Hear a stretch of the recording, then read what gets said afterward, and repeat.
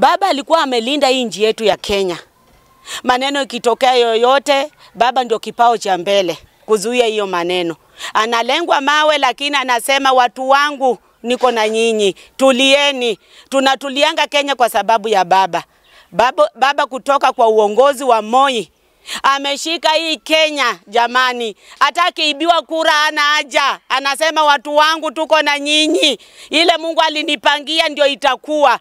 Jamani, tuko na huzuni. Baba alikuwa ametulinda sisi watu wa Kenya. Mwanzo chama chetu cha ODM. Tuko na huzuni. Hatujui tutaanzia wapi na tutamalizia wapi. Wakati wa kuomboleza kifo cha baba Raila Amolo Odinga, naomba Wakenya tuzingatie amani.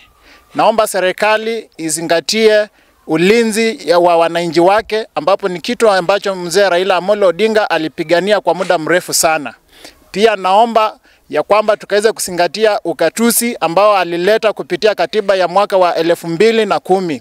Tukazingatie yale mambo ambayo mzee alipigania, ambayo ni kuona ya kwamba Kenya inasonga mbele, Kenya haina ufisadi, Kenya ni nchi ambayo imeunganika. Baba ametuacha kwa njia ambayo ni ya utatanishi.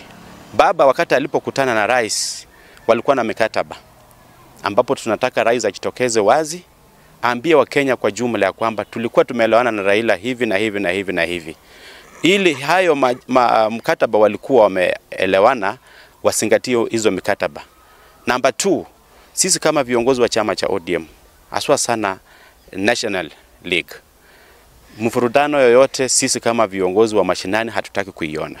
Sababu baba wakati ametoka Kenya, alitoka akiwa hai kwenda kufanywa tu treatment checking ya mambo ya matibabu. Hatukujua baba vile anaenda hatarudi tena. Na alienda hivyo na siri zote za Kenya na chama.